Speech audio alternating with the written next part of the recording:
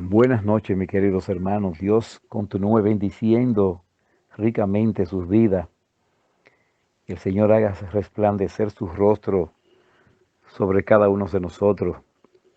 Damos una cordial bienvenida después de disfrutar unos días de aniversario y queremos seguir con ese mismo gozo, compartiendo en esta noche las palabras del Señor. Damos gracias porque se reanudan nueva vez las clases bíblicas y queremos exhortarles a todos que estemos atentos en el conocimiento de la palabra. Es para nuestro bienestar y la necesitamos. Así que, hermanos, exhortamos a cada uno a que revisemos cada día más estas palabras del Señor, lo que nos quiere decir y sobre todo lo que tenemos que aprender para que no seamos engañados. Por favor, queremos también que nos acompañe en este momento en oración. Vayamos delante de nuestro Dios. Bendito Dios de amor y Padre nuestro, Señor de nuestras vidas. Señor, te glorificamos. Te damos honra y gloria porque solo tú la mereces. Oh Padre, sabemos que muchas personas tienden a estar diciendo cosas que no son de tu palabra. Y muchas veces a nosotros mismos nos engañan por desconocimiento. Así como tú le dices a tu pueblo, mi pueblo perece por falta de conocimiento.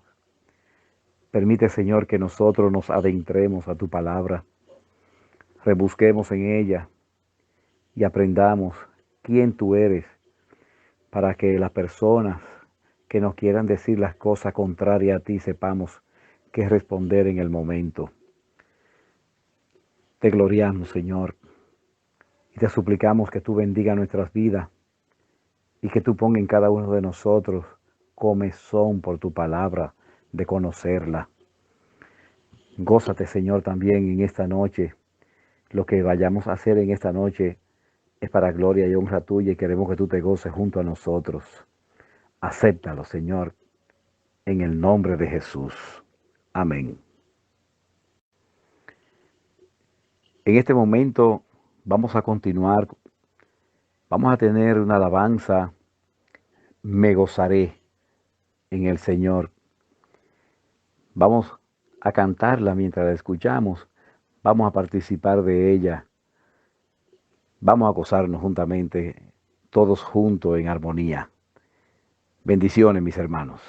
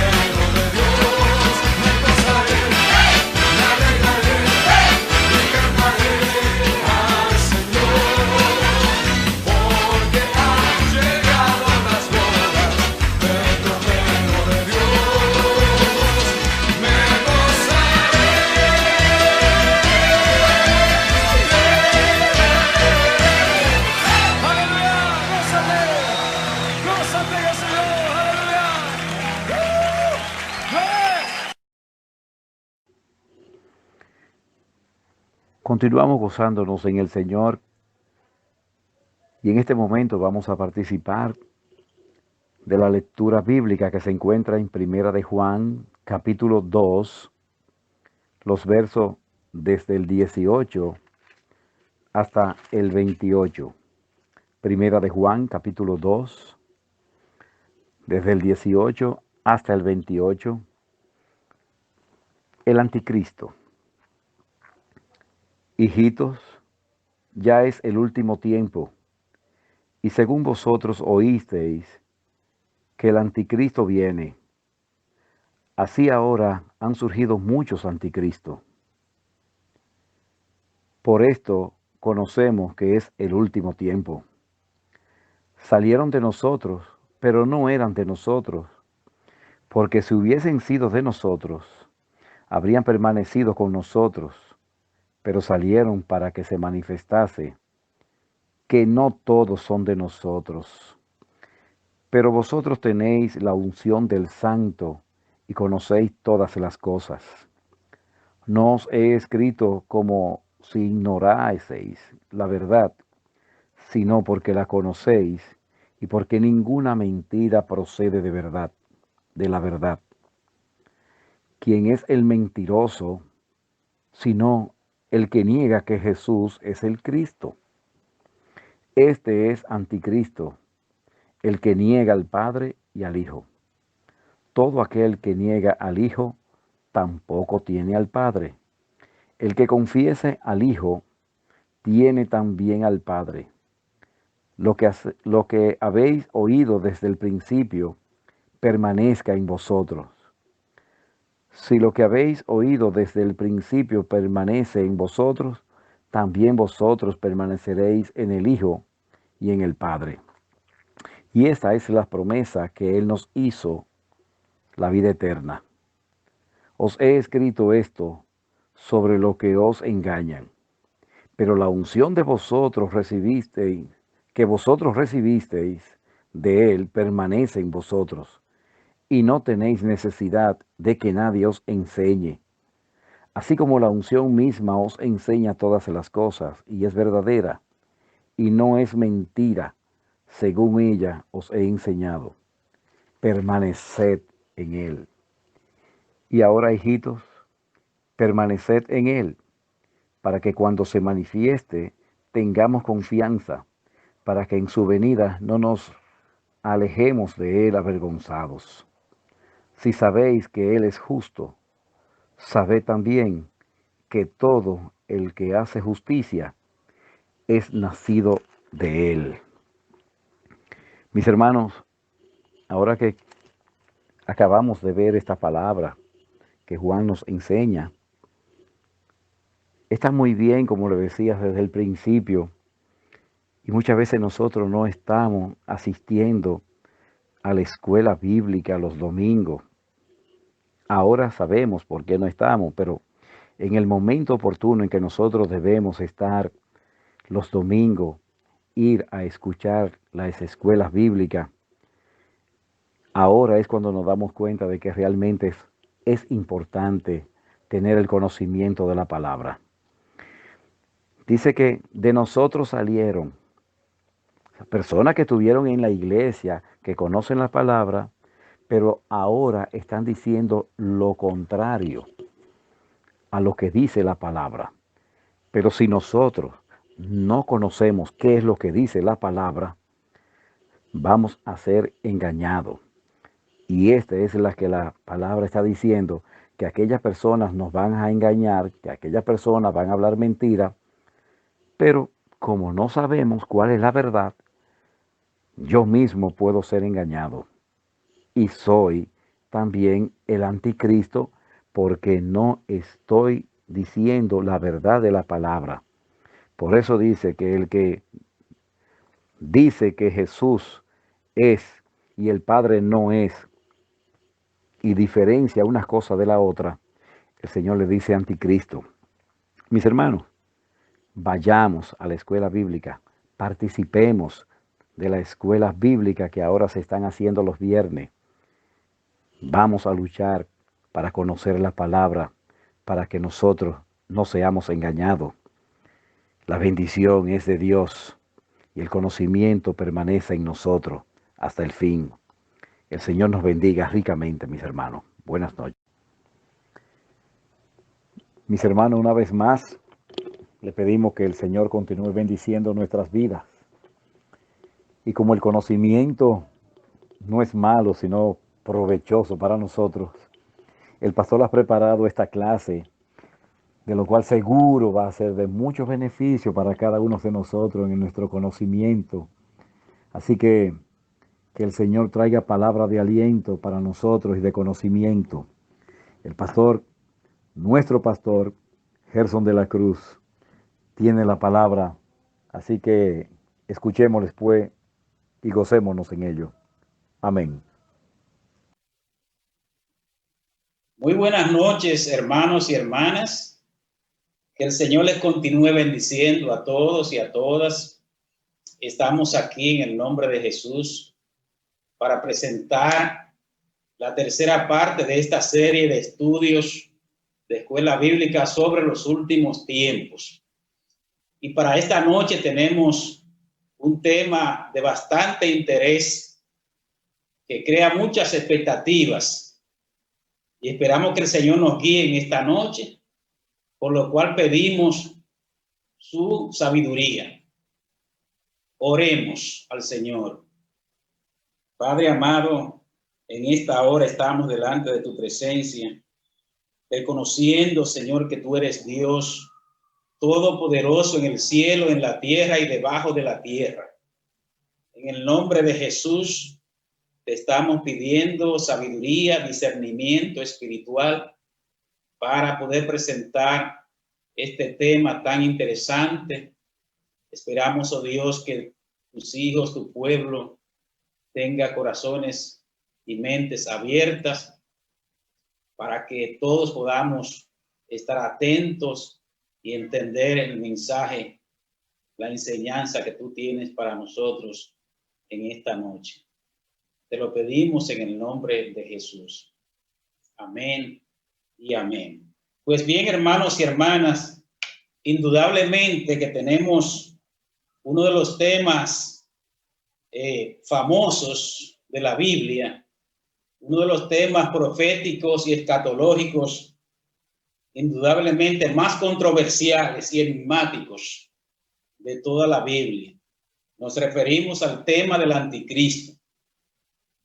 Y este tema ha sido objeto de muchos debates y controversias y opiniones y especulaciones a través de la historia, dentro de los círculos cristianos, pero también de círculos fuera de la iglesia, de estudiosos de teología y escatología, e inclusive público en general, porque este tema representa muchos elementos, muchas cosas, y sobre todo en este tiempo se revive el tema del anticristo por la dinámica, el tema del COVID-19 y también del tema del fin del mundo.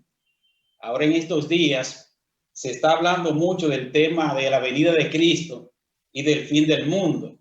Y se habla también de si está o no el anticristo, si ya el anticristo se está acercando, si ya está entre nosotros. Y hay tres opiniones básicas en relación a este tema, tres opiniones básicas.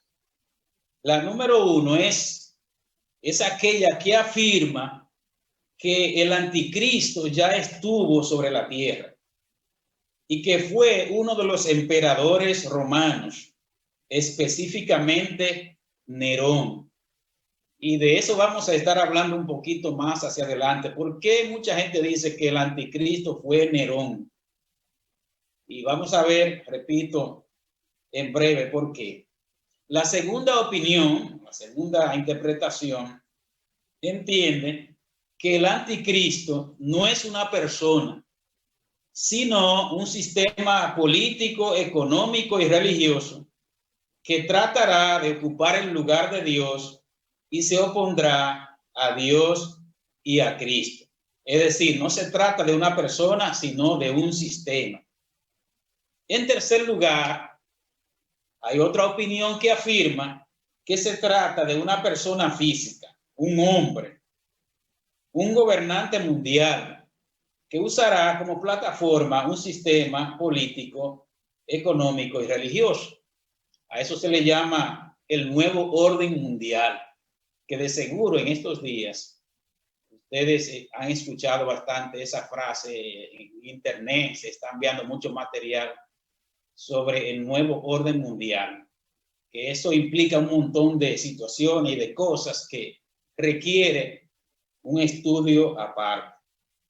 De estas tres opiniones o interpretaciones, la más acertada y la tiene más seguidores es esta última, es decir, la que afirma que hay una persona física que va a venir al mundo y que va a usar como plataforma un sistema político, económico y religioso.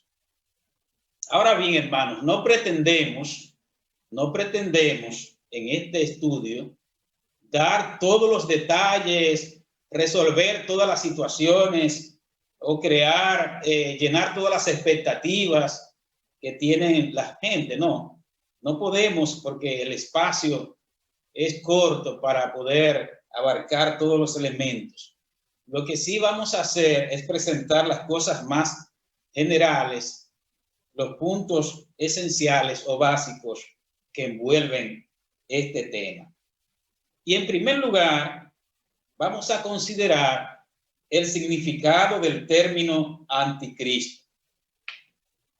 Anti significa contra, y en este caso, contra Cristo, o uno que se opone a Cristo.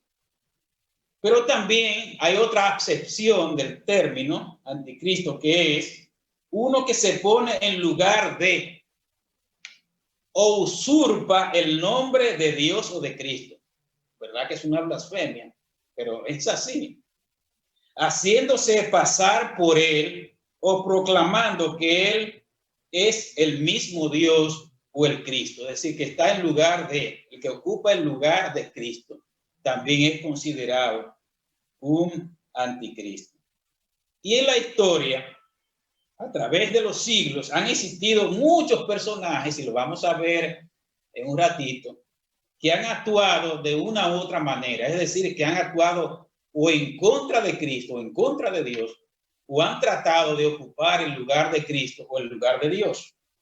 Y esos lo llamamos o son llamados tipos, o sea, que tipifican el anticristo, pero no son el anticristo en sí.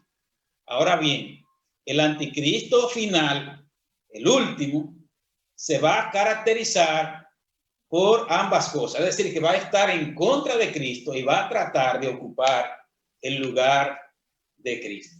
Entonces, teniendo claro el tema de qué significa la palabra anticristo o el término anticristo, ahora vamos a ver el origen del anticristo. Cuando uno va a la palabra de Dios, quizás mucha gente piensa que el anticristo aparece ya en el libro de Apocalipsis. Sin embargo, vamos a ver que a través de diferentes pasajes de la Escritura, incluyendo el Antiguo Testamento, ya hay pasajes y libros que anticipan y predicen la venida de este personaje. Pero de una manera especial está el libro de Daniel, que es un libro profético, un libro de carácter apocalíptico, y vamos a estar mirando algunos temas, algunos pasajes en torno al libro de Daniel. Ya en el Nuevo Testamento, cuando vamos al Nuevo Testamento, encontramos datos más concretos, más específicos sobre el tema del anticristo. Por ejemplo, Jesús nos habló, y en estos días estuvimos predicando sobre eso, sobre los falsos profetas y falsos cristos. En Mateo 7:15, miren lo que dice Jesús. Guárdense de los falsos profetas que vienen a ustedes vestidos de ovejas, pero por dentro son lobos rapaces. Interesante. Pero en Mateo 24, en el discurso del Monte de los Olivos, en varios textos donde se predice el fin del mundo, allí Jesús le advierte a sus discípulos de nuevo y le dice: mirad que nadie os engañe, porque vendrán muchos en mi nombre diciendo: yo soy el Cristo, y a muchos engañarán. Y muchos falsos profetas se levantarán y engañarán a muchos. Entonces, si alguno os dijere: mirad, aquí está el Cristo, o mirad, allí está, no lo creáis. Porque se levantarán falsos cristos y falsos profetas y harán grandes señales y prodigios, de tal manera que engañarán, si fuera posible, aún a los escogidos. Ya os lo he dicho antes. Así que si os dijeren: mirad, está en el desierto, no salgáis, o mirad, está en los aposentos, no lo creáis. Ya Jesús, entonces, en el Evangelio nos está diciendo, nos está anticipando y nos está preparando para que entendamos lo que será el ambiente, la preparación y la plataforma del anticristo. Pero, hermanos y hermanas, quien realmente introduce el término anticristo en la Biblia, ese término, es el apóstol Juan. El apóstol Juan en sus cartas, tanto en la primera carta como en la segunda carta. Y allí el apóstol Juan nos habla de lo que es el espíritu del anticristo. No solamente nos habla del personaje del anticristo, sino de lo que él llama el espíritu del anticristo. Y yo he querido en esta noche pues vaciar todos los textos bíblicos para que ustedes mismos puedan observarlo en la pantalla y puedan darse cuenta de manera directa lo que dice la escritura, ya que no tienen quizás el tiempo de buscar, que yo le diga la cita y ustedes buscarla, sino que ustedes mismos se edifiquen mirando el texto bíblico. Oigan lo que dice Juan. Atención, hermanos. Hijitos, ya es el último tiempo, y según vosotros oísteis que el anticristo viene, así ahora han surgido muchos anticristos. Subrayen esto, hermanos, tomen nota de esto, porque es muy importante. Vamos a ver cuáles son esos anticristos que ya estaban en el tiempo de Juan. Y él dice: por esto conocemos que es el último tiempo. Recuerden que decía el pastor Otto Sánchez que los últimos tiempos o los postreros días es el espacio comprendido entre la primera venida de Cristo y la segunda venida de Cristo. Ese es el último tiempo. Ahora, en la medida que va pasando el tiempo y los siglos y los años, nos vamos aproximando cada vez más al fin del mundo, al cumplimiento del último tiempo. Dice Juan: salieron de nosotros, pero no eran de nosotros, porque si hubiesen sido de nosotros, habrían permanecido con nosotros. Pero salieron para que se manifestase que no todos son de nosotros. Pero vosotros tenéis la unción del Santo y conocéis todas las cosas. Tremenda responsabilidad. No os he escrito como si ignoraseis la verdad, sino porque la conocéis y porque ninguna mentira procede de la verdad. Oigan, hermanos, oigan esto. ¿Quién es el mentiroso sino el que niega que Jesús es el Cristo? Este es anticristo. O sea, el que niega que Jesús es el Mesías o que es el Hijo de Dios es un anticristo. El que niega al Padre y al Hijo. Todo aquel que niega al Hijo también tiene al Padre o niega al Padre. El que confiesa al Hijo tiene también al Padre. Segunda de Juan 7.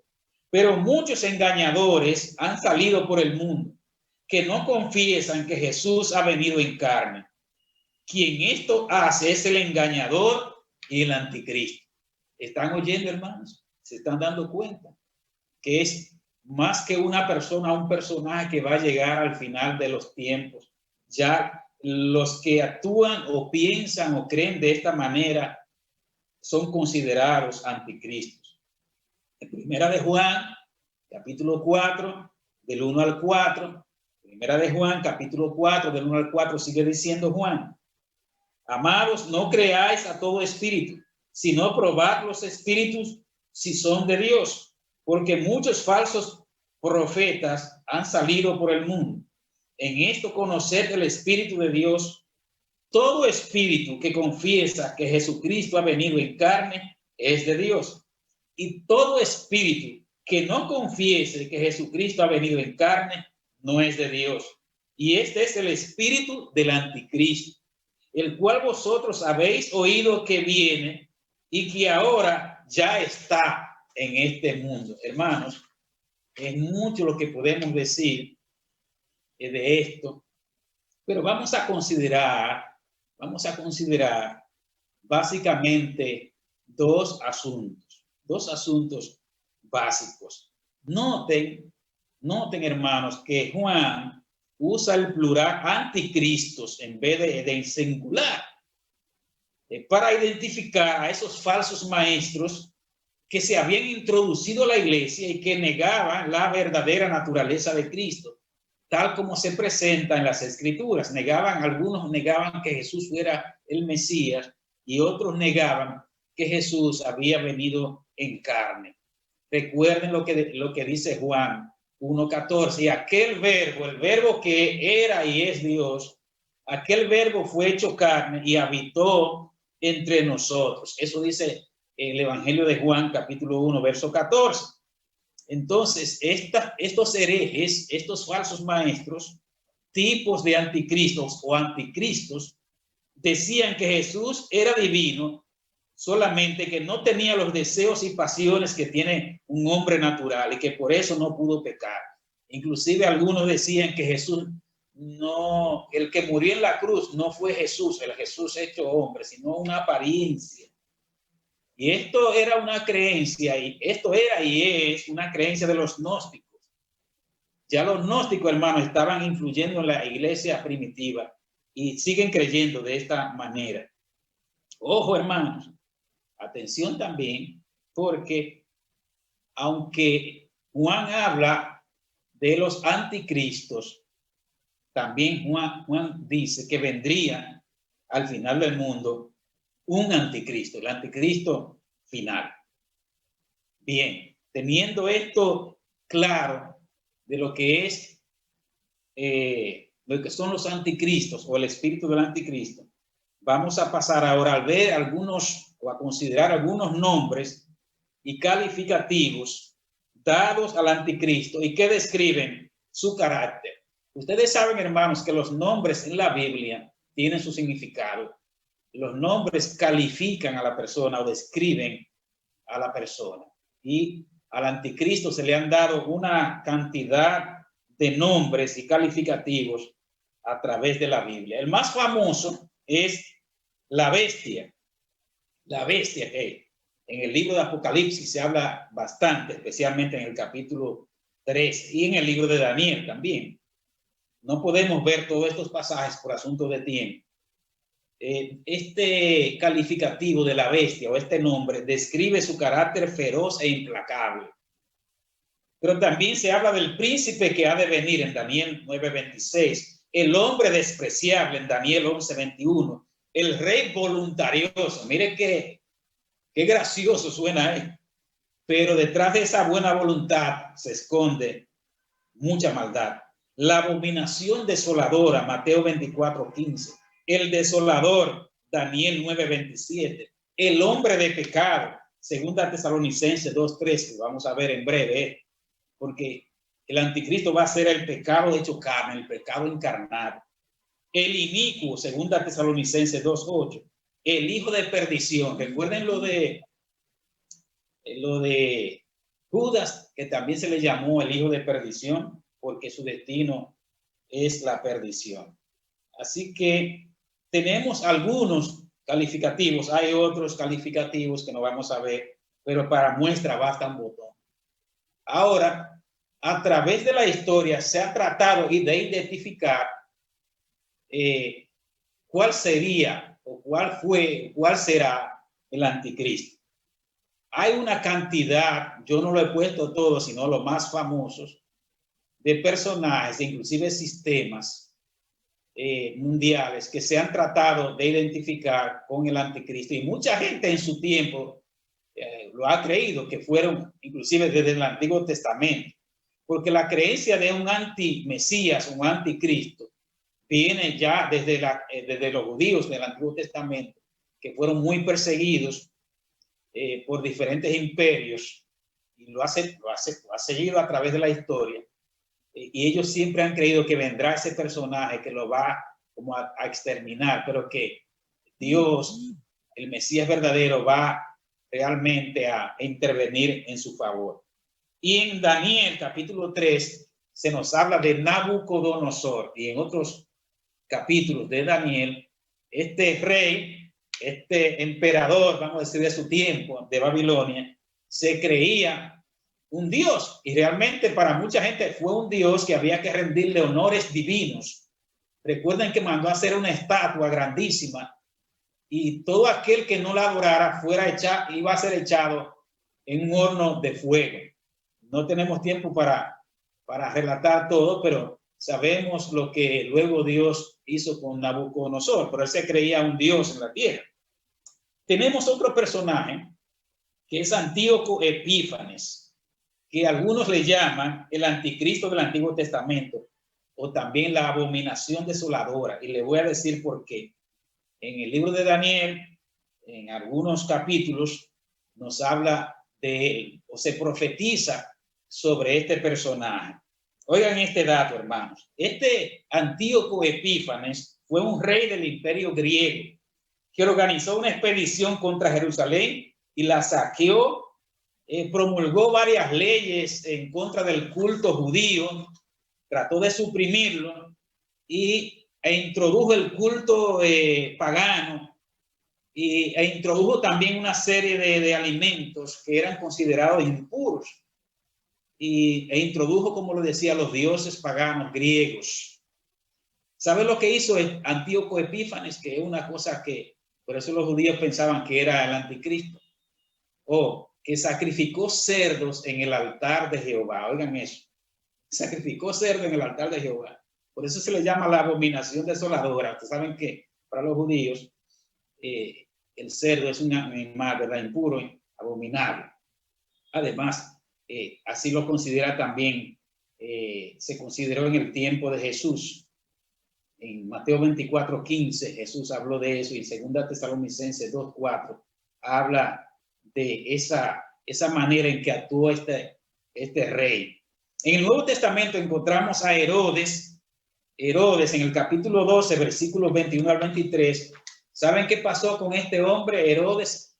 Que él aceptó honores divinos, y la gente lo proclamaba, arengaba diciendo: voz de Dios y no de hombres. Es una blasfemia que él pagó muy cara, porque dice la palabra de Dios que vino un ángel del cielo y lo hirió y murió comido de gusanos. Eso lo dice así claramente la palabra de Dios. Pero además tenemos los emperadores romanos, especialmente Nerón y Diocleciano. Nerón, hermanos, usaba a los cristianos de antorcha, los quemaba vivos.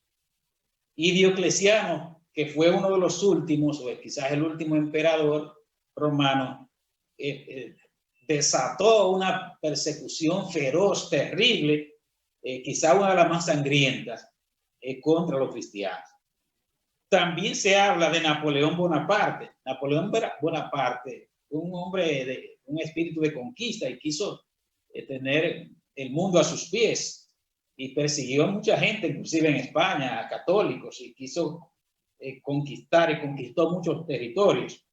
Tenemos a Hitler, aquel tirano, ¿verdad?, alemán, que mató millones de judíos en el Holocausto. Mucha gente entendió que Hitler era el anticristo. También mucha gente cree que es el Papa o el papado, por la gran influencia religiosa y política que tiene el papado a nivel mundial. Fíjense también, hermanos, me sonrío, porque se ha hablado de la supercomputadora de Bruselas, que se le llama la bestia. Quizás para algunos esto sea novedoso, sea algo nuevo, lo de la supercomputadora de Bruselas, pero sí, y yo he chequeado esto, existe en Bruselas un edificio gigante donde está la computadora más grande del mundo y le llama la bestia porque se entiende que allí está o estarán todos los datos de todas las personas, de todo el movimiento de cada persona, etc.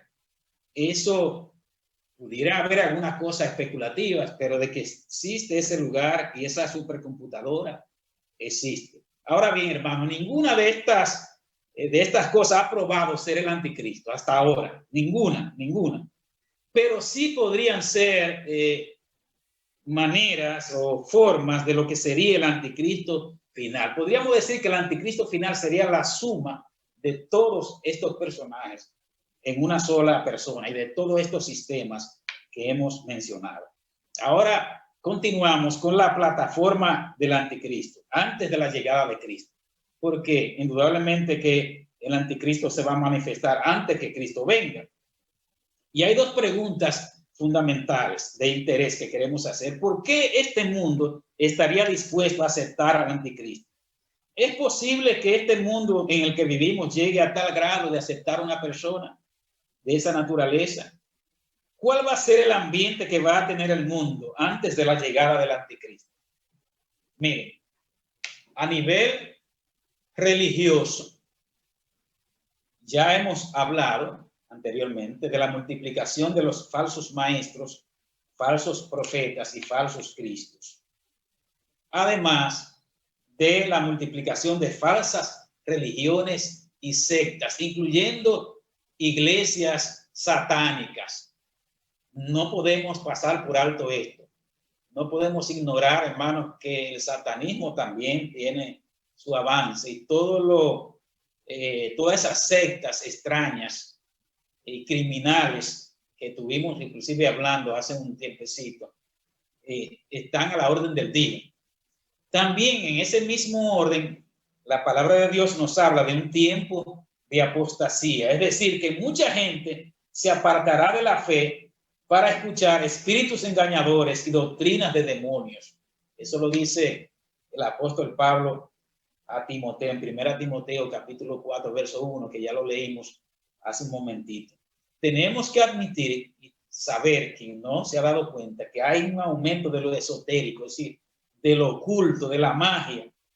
Y hay un plan del infierno, un plan maligno en contra de la niñez, la adolescencia y la juventud, para que se acostumbren a todo esto esotérico, oculto, mágico, los muñequitos y todo este tipo de cosas, para ir llevando a esta generación a ver esto de manera normal.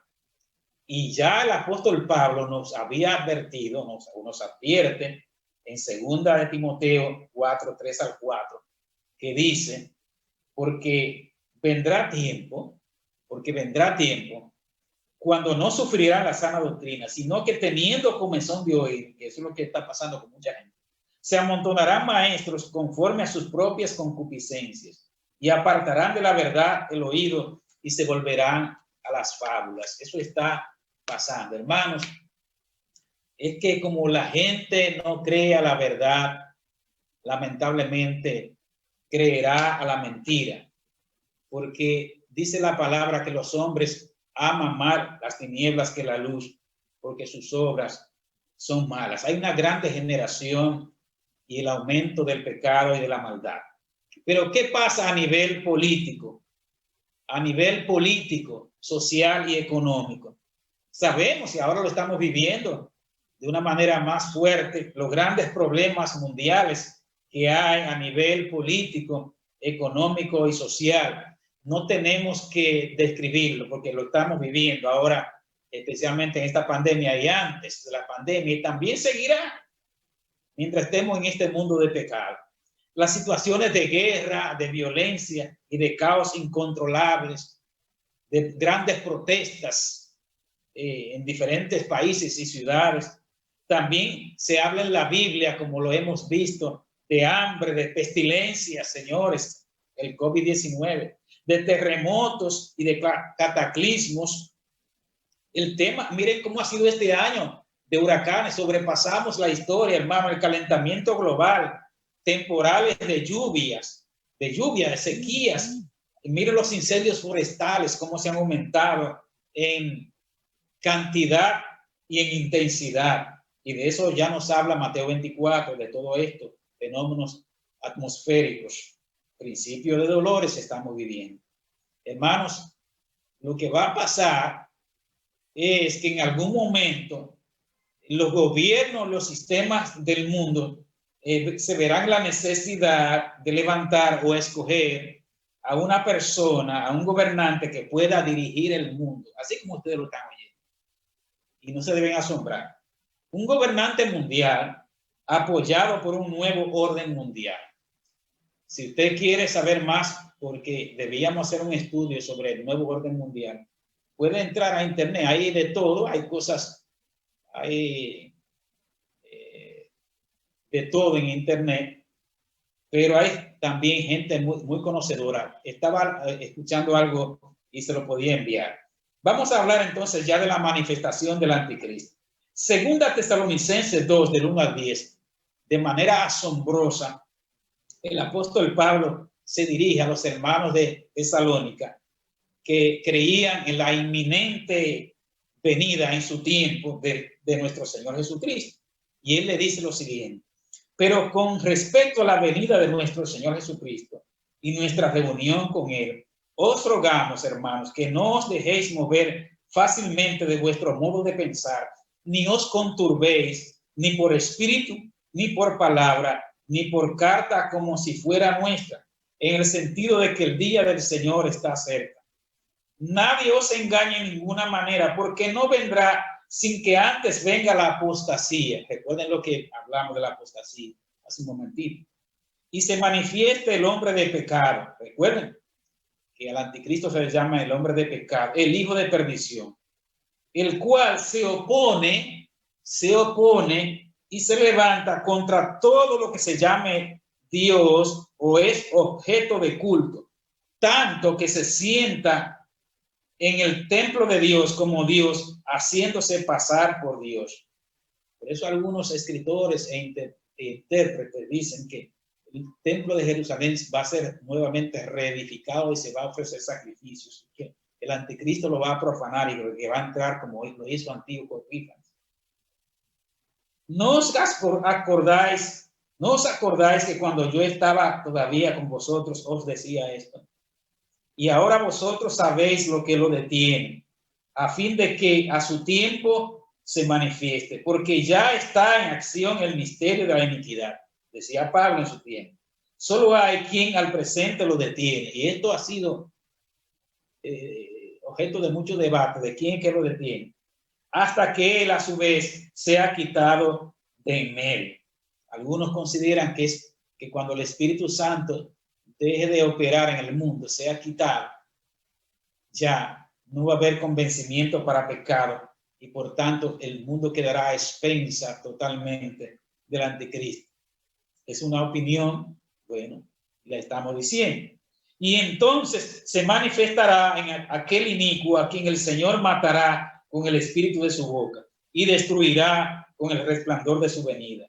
Inicuo cuyo advenimiento es por obra de Satanás, con gran poder y señales y prodigios mentirosos, y con todo engaño de iniquidad para los que se pierden, por cuanto no recibieron el amor de la verdad para ser salvos. Y este pasaje nos lleva a considerar algunos elementos, algunos puntos o detalles importantes. En primer lugar, noten, quizás en otro pasaje también de la Biblia se habla de que cuando el anticristo se manifieste, habrá un periodo de paz y armonía, de tranquilidad. Este es el tiempo que habla Primera Tesalonicenses 5:3, que habla de que cuando digan paz y seguridad, entonces vendrá sobre el mundo destrucción repentina. Y algunos consideran que este periodo va a durar unos 3 años y medio. Es una de las interpretaciones escatológicas. En segundo lugar, la mayoría de la gente no va a reconocer el anticristo como realmente él es, lo que él es. O sea, que es en contra de Cristo, porque el mundo ya va a estar preparado para recibirlo. Entonces, el mundo no lo va a ver así. Dice inclusive en el libro de Apocalipsis que él se va a presentar como Cordero, y como se va a presentar como el Salvador del mundo, el Mesías, el que necesitaba el mundo, una persona que va a ser tolerante a las diferentes religiones, que va a ser una persona que no va a tener prejuicios en contra de nadie, de ningún grupo. Entonces, hay una agenda mundial que precisamente busca eso. Pero dice la Biblia que se presentará como cordero, pero hablará como dragón. Es decir, el dragón representa a Satanás. Va a ser un gran comunicador que convencerá a los que están en contra de él, hasta que, como dice en Apocalipsis, todo el mundo se maraville de él. Sin embargo, hermanos, oigan esto. Cuando el anticristo tenga el control total del mundo, va a cambiar radicalmente y comenzará a perseguir a los creyentes y al verdadero cristianismo. Podríamos hablar muchas cosas de esto porque ya los cristianos siempre han sido perseguidos y están siendo perseguidos en diferentes lugares y vamos a seguir siendo perseguidos mientras nos opongamos a la agenda LGTB, al aborto y al libertinaje, la inmoralidad que hay. Eso ya está operando en muchos países y se va a extremar mientras nos acerquemos al final. Segunda Tesalonicenses 2:4 dice que se opondrá y se levantará contra todo lo que se llame Dios o es objeto de culto. Claro está, que no sea el que él promueve, tanto que se sentará en el templo de Dios, y ya lo dijimos, haciéndose pasar por Dios. Hablará blasfemia contra Dios y de su nombre, de su tabernáculo y de los que moran en el cielo. Apocalipsis 13, del 5 al 6. Él viene por obra de Satanás. Viene por obra de Satanás. Así como Jesús vino a la tierra para hacer la voluntad de Dios, el anticristo vendrá para hacer la voluntad de Satanás. Y él mismo será Satanás manifestado en forma de hombre. Dice en Apocalipsis 13:2 que el dragón, que ese representa o es Satanás, le entregará toda su autoridad a la bestia, a la segunda bestia, que es el anticristo. Tratará el anticristo o la bestia de deshacerse de todo vestigio de cristianismo y del conocimiento del Dios verdadero en este mundo. Atención a esto, hermano, a esto que viene. Será adorado por todos los moradores de la tierra cuyos nombres no estén inscritos en el libro de la vida del Cordero. ¿Y quiénes son los que están inscritos en el libro de la vida del Cordero? Los salvados, los que han sido lavados con la sangre de Cristo, los que se han arrepentido de sus pecados y han aceptado a Cristo. Esos son los que están inscritos en el libro de la vida. Entonces, lo que significa que esos no van a adorar a la bestia. Ahora hablemos, llegando casi a la parte final de nuestro estudio, nuestra escuela bíblica, del ayudante número 1, la mano derecha del anticristo, que se le llama el falso profeta.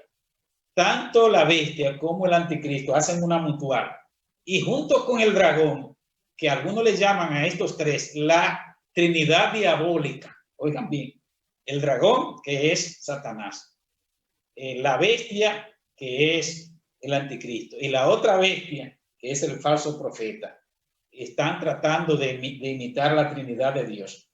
Entonces, esta bestia, el anticristo, junto a este falso profeta, dice en Apocalipsis que harán señales que incluso harán descender fuego del cielo, evocando, recuerden a Elías, cuando descendió fuego del cielo en nombre de Dios.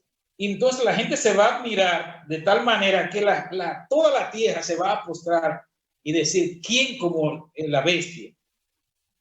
Y el que no adore a la bestia será muerto. Eso nos recuerda lo que pasaba con los emperadores romanos y con los reyes de Babilonia y otros.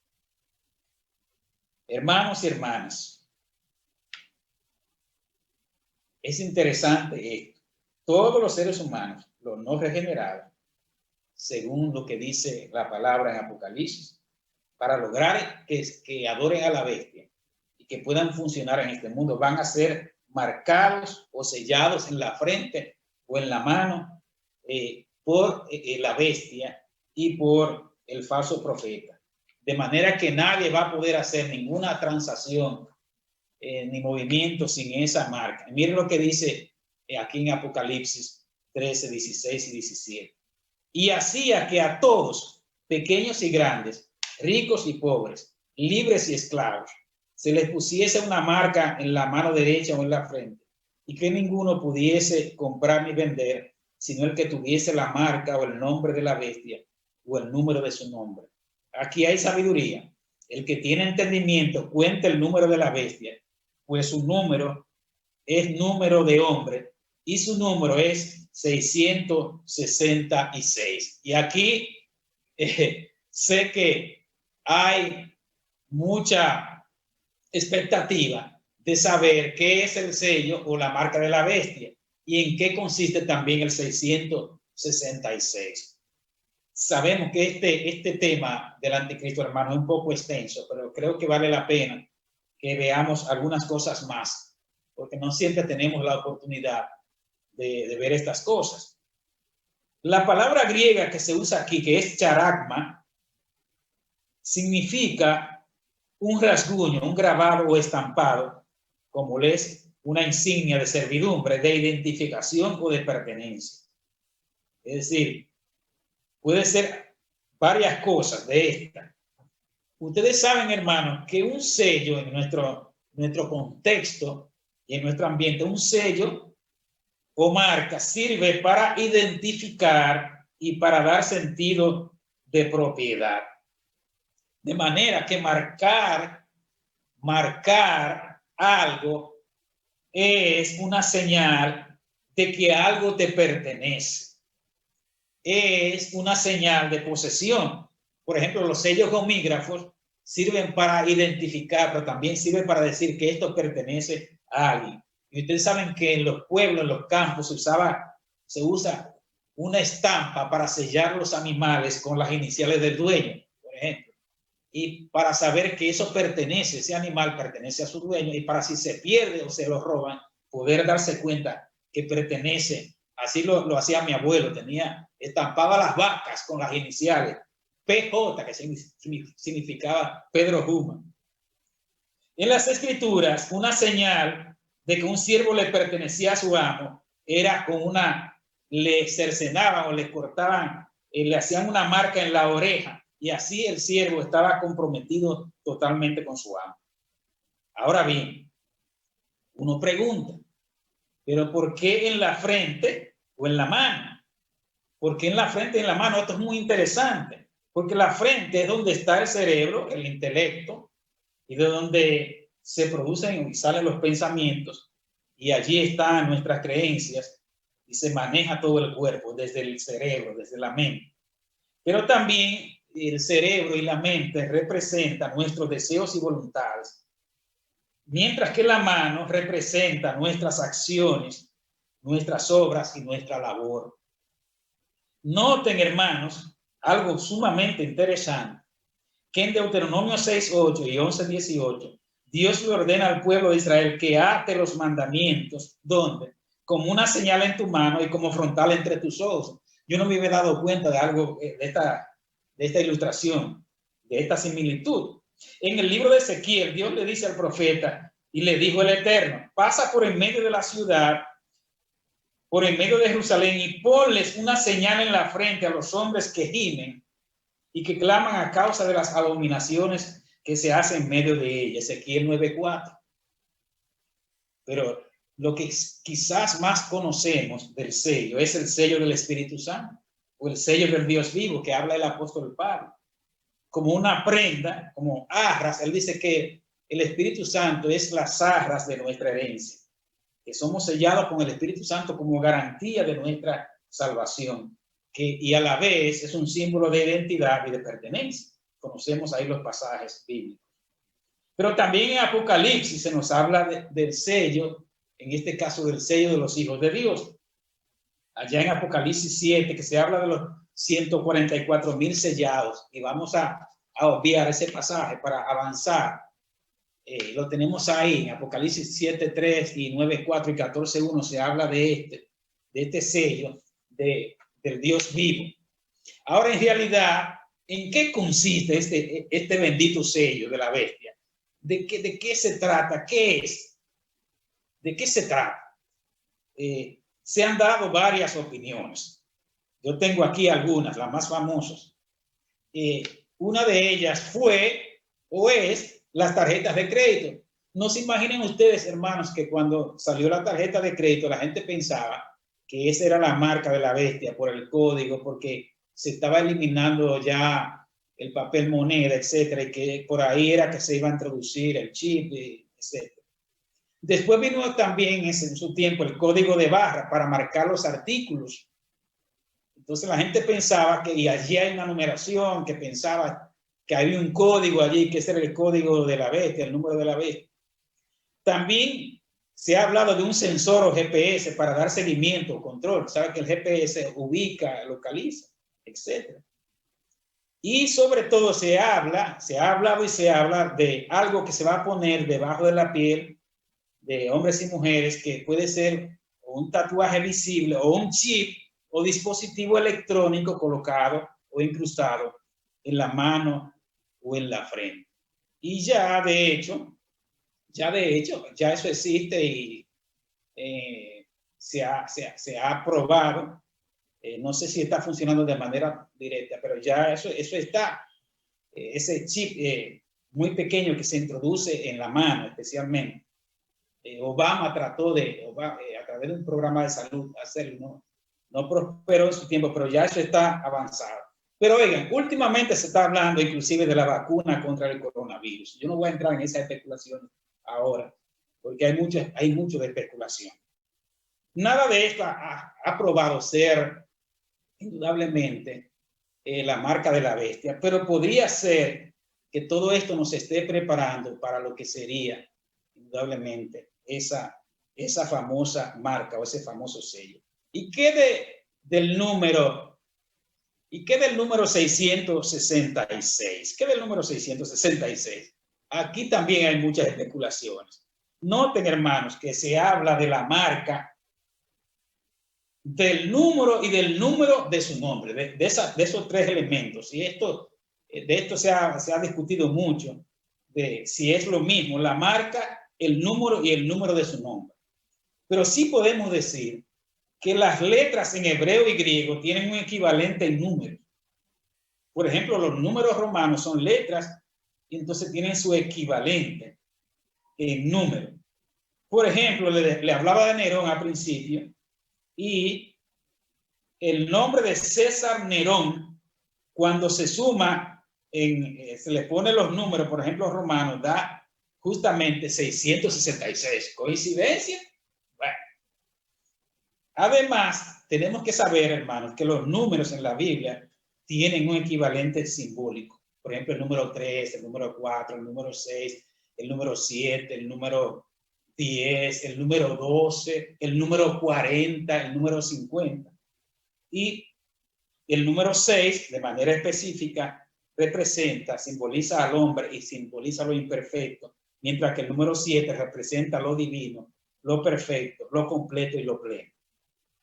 Noten que el 6 parece de risa esto, pero es serio. El 6 está cerca del 7, pero nunca llega a serlo, se queda corto.